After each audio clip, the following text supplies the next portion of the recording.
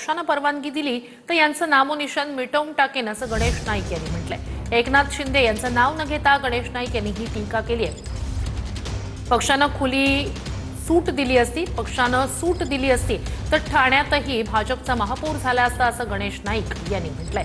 कल्याण उल्हासनगरमध्ये भाजपचा महापौर झाला असता असं वक्तव्य सुद्धा गणेश नाईक यांनी केलंय।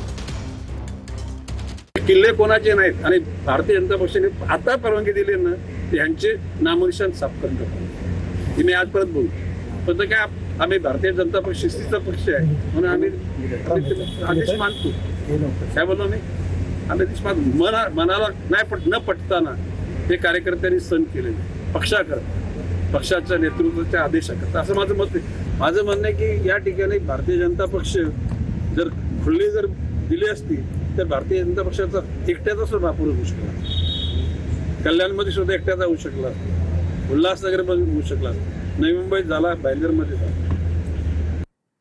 तर केडीएमसी महापौर पदाचा मुहूर्त ठरलाय। 3 तारखेला महापौर बसणार आहे। 29 ते 30 तारखेदरम्यान महापौर उपमहापौर पदासाठी नामनिर्देशन पत्र सादर करण्याची मुदत आहे। 3 फेब्रुवारी रोजी दुपारी 12 वाजता केडीएमसी मुख्यालयातील सभागृहात विशेष सभेचं आयोजन करण्यात आलंय। कोकण विभागीय आयुक्तांच्या आदेशानुसार ही विशेष सभा पार पडेल।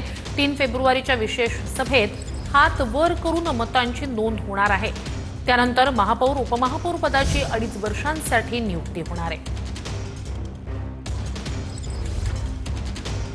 तर केडीएमसी मध्ये भाजप आणि गद्दार टोळीला सत्तेसाठी पाठिंबा देणार नाही असं उद्धव ठाकरे यांनी म्हटलंय।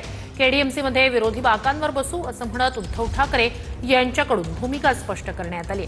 केडीएमसी मधील नगरसेवकांकडून मातोश्रीवर उद्धव ठाकरेंची भेट घेण्यात आली। त्यावेळी उद्धव ठाकरे यांच्याकडून नॉट रिचेबल नगरसेवकांविरोधात कारवाईचाही इशारा देण्यात आला। दरम्यान केडीएमसी मध्ये शिंदेंची शिवसेना आणि मनसेची आघाडी आहे।